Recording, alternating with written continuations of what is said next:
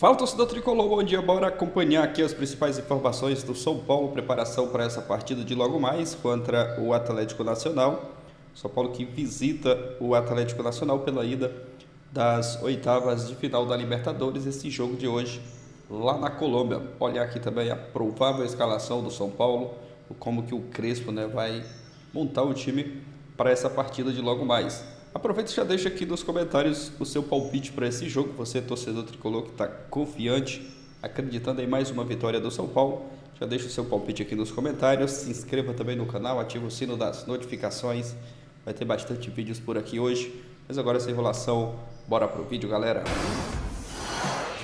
Temos aí, então, o trabalho do Crespo. São Paulo, desde que ele chegou. São 9 jogos com 6 vitórias, 1 empate e 2 derrotas, um aproveitamento de 70,4%, com 14 gols marcados, uma média de 1,56 e 8 gols sofridos, uma média de 0,89. E o Caio Alves, do Data ESPN, chega aqui ao Sport Center para analisar o trabalho de Hernan Crespo no São Paulo. Caio. Boa noite, Marcela. Boa noite, fã de esporte. O Crespo, a gente viu que ele falou sobre Fórmula 1, sobre entregarem o carro para ele poder devolver e tentar correr forte. Se a gente usar essa figura de linguagem, dá para dizer que entregaram um carro para ele sem roda e ele, aos pouquinhos, vai conseguindo arrumar o carro ali e vem correndo bem forte, de acordo com o que a gente vem mostrando. Eu vejo nessas oitavas de final o São Paulo como favorito, porque é um time mais equilibrado que o Atlético Nacional, que ataca bem, mas defende mal. O São Paulo, assim como a gente vai mostrar aqui na análise, ele faz as duas coisas muito bem. A gente vai começar agora com bola, um time que, desde a estreia do Crespo, tem essa estrutura em 3-4-1-2. Esse 1 é o Rodriguinho, que sempre entre linhas é muito livre, muito liberto no campo, por todo o campo, seja de defesa, seja de ataque. Fica nessa entrelinha, então ele participa muito bem do jogo. Quando não o Rodriguinho, o Oscar, ou enfim, independentemente do jogador, esse 1 sempre com muita liberdade. Mas para mim, o motivo principal, individualmente falando, para o Crespo ter essa boa sequência, principalmente ofensiva com bola, é esse jogador, o Marcos Antônio. Ele que, com o Zubeldia, vinha jogando bem até em algumas partidas, mas com o Crespo ele conseguiu receber protagonismo, não só sequência de jogos, mas protagonismo com bola, porque é um jogador muito técnico e precisa sempre participar do jogo. Então a gente vê ele muito com bola, toque, recebe, faz a tabelinha. Então a gente vê, ele começou a jogada no meio de campo e ele vai terminar onde? Na área, a gente vai ver, então ele sempre participando muito, 1-2, o que a gente chama de tabelinha, então toque e recebe, vai para a área, e aí a gente vê também o movimento coordenado do time do Crespo. O André Silva sai da referência, atrai o defensor, atrai esse espaço deixado por ele mesmo, acaba ativando esse espaço que ele deixou, e aí André Silva, Bobadilha, Rodriguinho sempre atacando muito bem esse espaço. Outra questão, e aí mais estrutural, para o São Paulo jogar muito bem com bola é o que a gente chama do conceito do mecanismo de terceiro homem. O que é isso? Primeiro homem, Sabino. Segundo homem, Marcos Antônio. E terceiro homem, Alan Franco. Isso não precisa ser sempre o Alan Franco, pode ser qualquer jogador. Mas para que é importante? Por que é importante esse terceiro homem? Justamente para o jogador fazer o primeiro e o segundo homem, o terceiro homem vai encontrar o jogo de frente. Então, o jogador encontrando o jogo de frente com mais espaço e tempo para progredir, ele vai ocasionar uma melhor posse, vai desenvolver a posse. A gente vai ver que o São Paulo vai virar o corredor e, de novo, vai fazer o conceito de terceiro homem, 1, 2, 3, para o lateral encontrar o jogo mais de frente com mais tempo. E aí, a gente vê a importância do passe vertical. Ferrarese vem sendo muito importante e aí ele acaba fazendo esse passe vertical que o Crespo sempre busca em todos os seus times que trabalham no São Paulo, não tem sido diferente. Então, um zagueiro que ataca muito o campo contrário, então com muito passe para frente, e aí encontra entre linhas. E outro jogador que também foi potencializado, além do Marcos Antônio e do Ferrarese, esse aqui que está grifado, Bobadilha, de atacar muito a área. Então ele é esse jogador que gosta bastante de correr. O que o Crespo pensou? Se ele gosta de correr, eu vou permitir com que ele corra. De área a área, sempre de um lado para o outro, de um campo para o outro. Vai correr bastante, vai pisar na área, vai ser importante na fase ofensiva e defensiva do São Paulo. Por que eu falei que o São Paulo é favorito? Fase defensiva também, é um time equilibrado, que vem sendo muito intenso, como a gente vê nesse lance contra o Internacional pelo Campeonato Brasileiro. Então é um time que cobrança de lateral, perdeu a bola, fez o quê? encaixes individuais já vai pressionar. Então, um detalhe importante, aqui está o Ferrarese. Ferrarese, que é zagueiro, normalmente era, na teoria, para marcar, mas no seu próprio campo, o que ele faz? Vai buscar.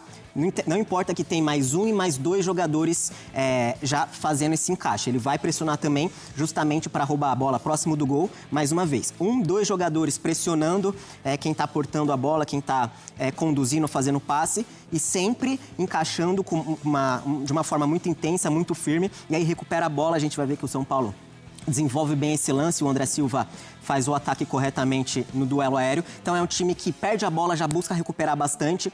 Aí é o pró e contra, né, que o time acaba cansando um pouco mais. A gente vai ver isso ao longo da temporada, se vai acontecer. Mas é um time que, ao contrário do que a gente vê com o Atlético Nacional, é um time muito equilibrado defensivamente e com bola também, Marcelo.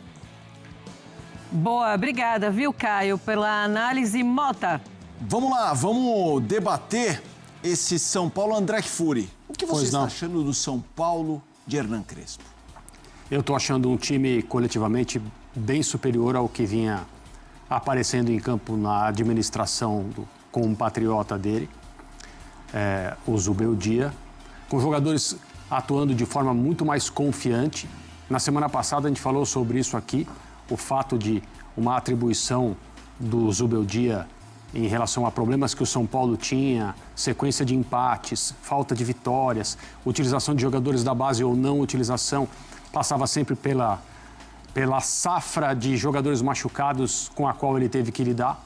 E o Crespo, até a rodada passada, teve que lidar com os mesmos problemas e o time dele enfileirou vitórias.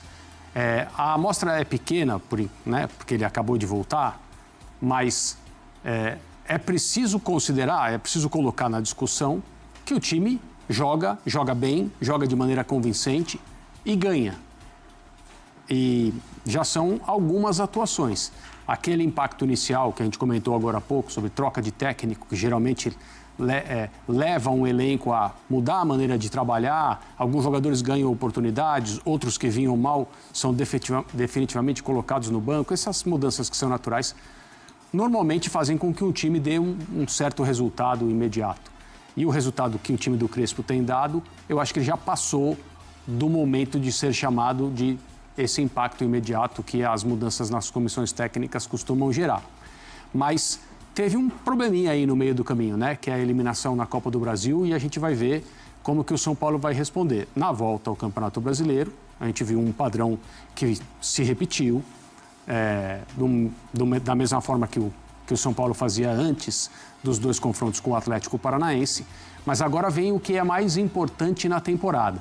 O São Paulo sabe que pensar em título brasileiro, embora no futebol tudo seja possível, é algo bastante ousado, digamos assim.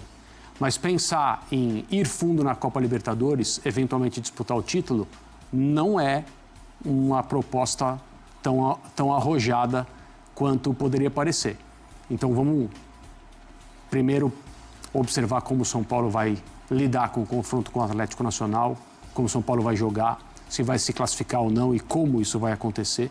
Mas é evidente que é um time coletivamente superior ao time do Zubeldia. Queria pegar alguns jogadores, né, com essa comparação de Fórmula 1, que ele está ajustando ali o setup. Você gosta só um pouquinho. Exato, não posso deixar pingando essa bola. O setup do carro e tal. No São Paulo tem acontecido isso, um técnico tem que achar ali algumas alternativas. O Zubeldia melhorou o Alan Franco, por exemplo, mas alguns jogadores que jogaram com ele caíram e o Crespo está usando. Por exemplo, Bobadilla jogando bem, o Rodriguinho, Marcos Antônio, o Ferrarese já era titular com o Zubeldia, está jogando melhor com o Crespo. Quero que você fale um pouquinho dessas soluções caseiras que o Crespo está utilizando. Ele tem conseguido, a gente viu em parte na análise do Caio, fortalecer setores do São Paulo que acho que ajudaram o time a se consolidar. Especialmente, acho que o Crespo colocou mais a mão no sistema defensivo e no setor de meio campo. né? Fortaleceu o São Paulo com 3 zagueiros, o time respondeu, o Zubeldia usou também em dado momento, mas o time respondeu muito bem à consolidação desse sistema nas mãos do Hernan Crespo, com os alas trabalhando, e especialmente o meio-campo, com a trinca Marcos Antônio, Bobadilla e Alisson, né? Então o Pablo Maia perdeu o espaço, o Alisson jogando até um pouco mais à frente, agora tem o Lucas de volta, e eu estou curioso para ver como o Lucas, desde o princípio, e o Crespo foi muito sensato ao dizer que o importante nesse primeiro momento é a volta do Lucas até ele chegar na sua melhor fase, mas o fortalecimento do sistema defensivo e do meio-campo, fazendo o meio-campo do São Paulo mais dinâmico, mais intenso, mais participativo, culminou também numa melhor ofensiva, né? Então, individualmente, os jogadores respondem. É um São Paulo mais intenso, um São Paulo que corre muito o jogo inteiro,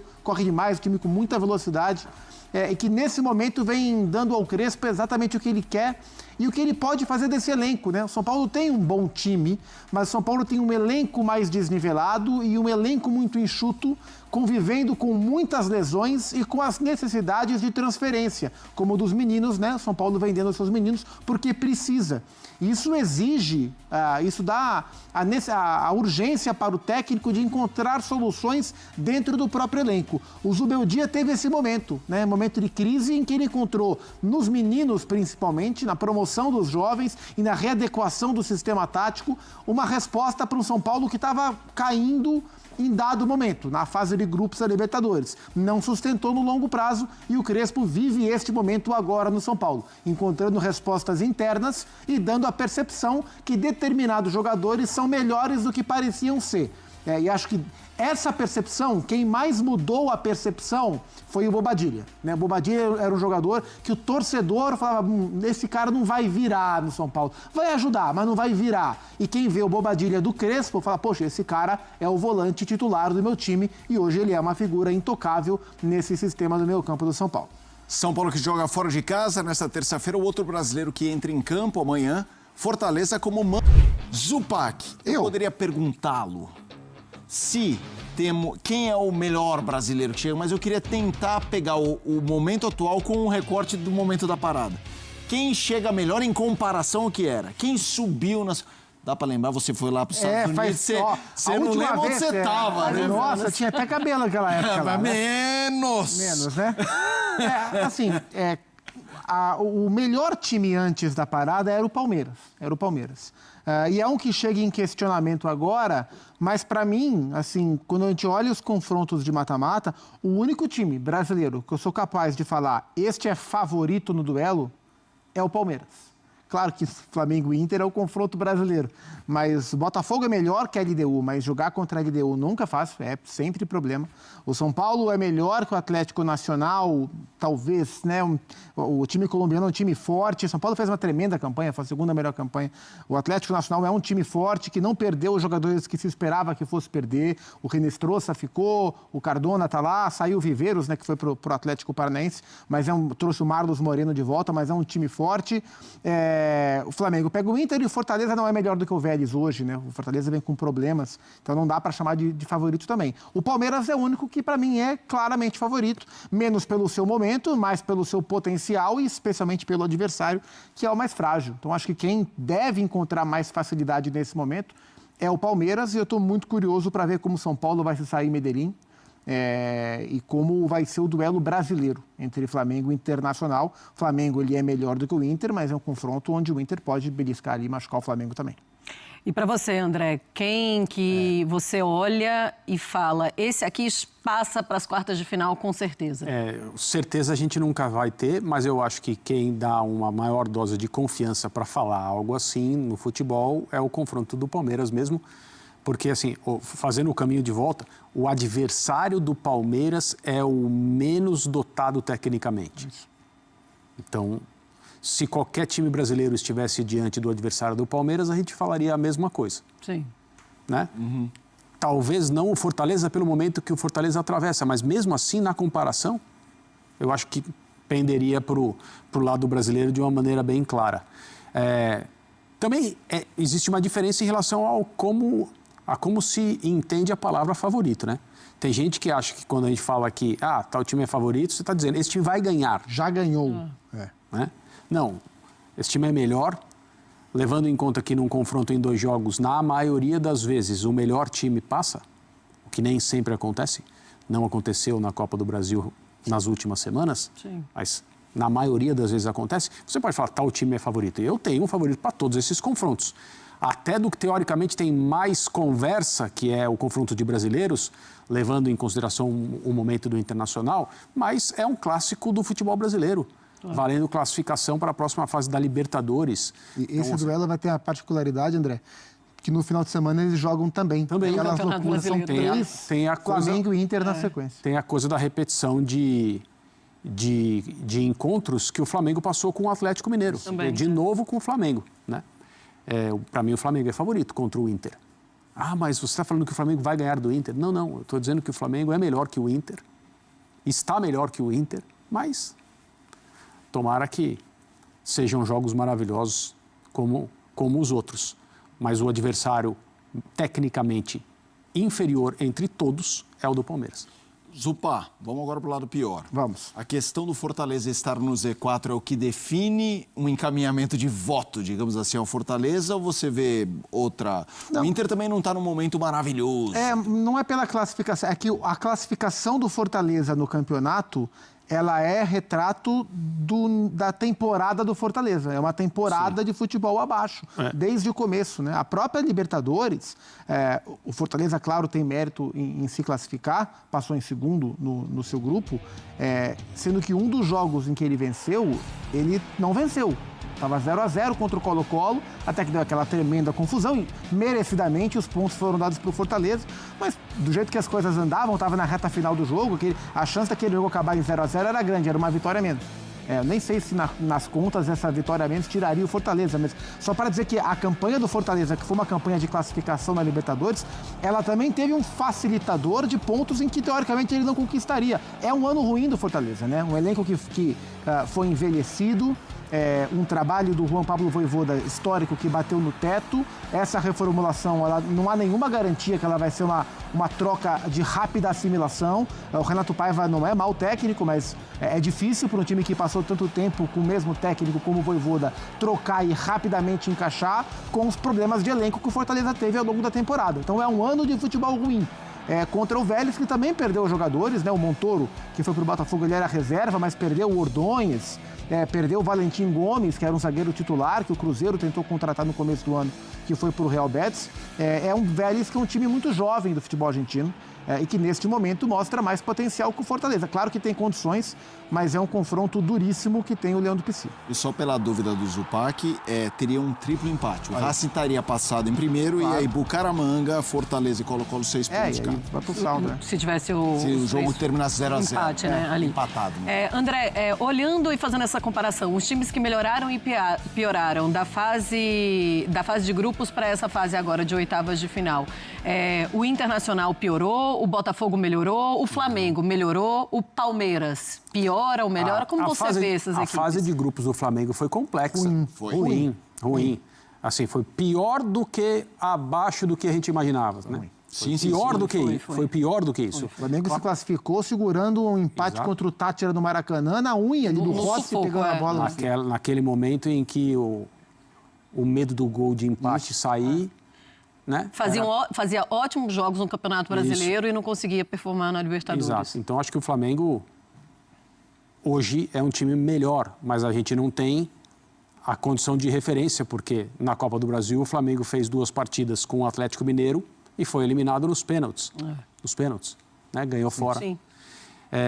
Então, a condição de comparação é difícil, porque que amostra a gente tem o Mundial de Clubes, que é uma coisa completamente diferente, a sequência do Campeonato Brasileiro, que o Flamengo vem mantendo o seu nível, mantendo o nível que mostrava antes.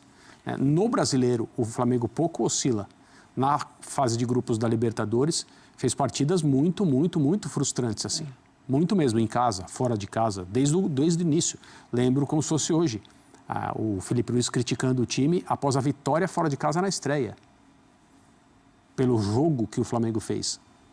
Falando sobre margem de melhora.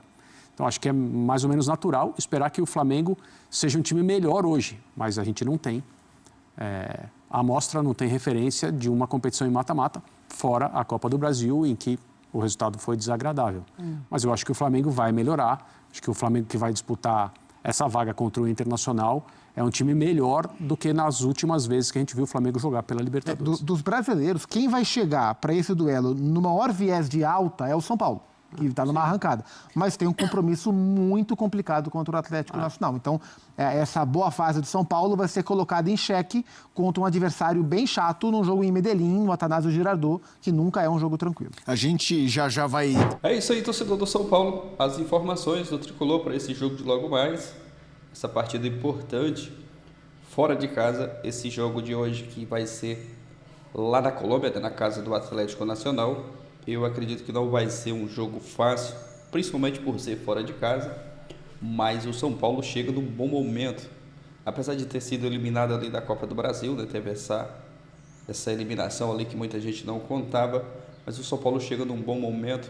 Já deu para ver ali contra o Vitória, né? O São Paulo não se abalou com a eliminação na Copa do Brasil, conquistou um resultado importante do brasileiro, mas agora é Libertadores, né? Um jogo totalmente diferente, mata-mata, e o São Paulo não pode vacilar.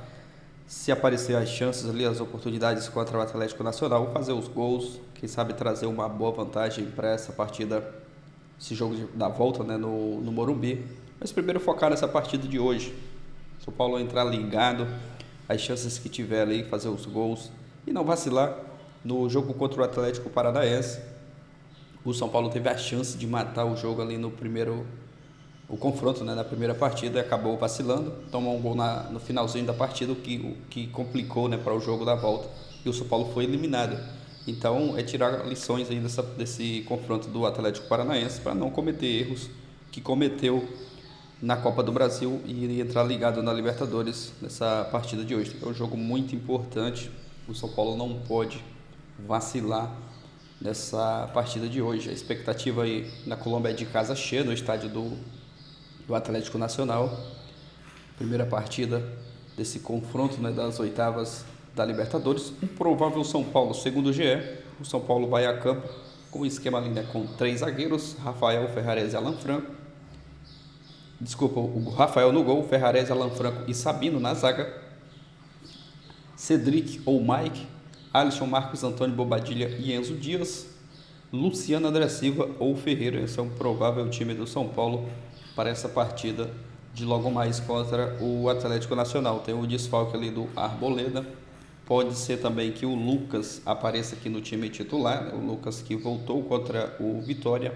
Pode ser que ele apareça aqui no time titular do São Paulo, né? O Lucas entrou ali no segundo tempo contra o Vitória. E se ele tiver 100%, né? Na minha opinião, já tem que entrar com o Lucas, né? Ou também, quem sabe ali o Crespo pode adotar ali a estratégia, né? Observar como que vai estar ali o andamento do jogo. Se o São Paulo tiver de boa, pode ser que o Lucas entre no segundo tempo, ou preferir também já entrar com o Lucas ali no primeiro tempo, quem sabe fazer ali um resultado e depois poupar. Mas é aguardar. O Crespo sabe muito bem o que fazer nessa partida contra o Atlético Nacional. Deixa sua opinião aqui nos comentários, o seu palpite para esse jogo. Se inscreva também, ative o sino das notificações. Valeu e até o próximo vídeo.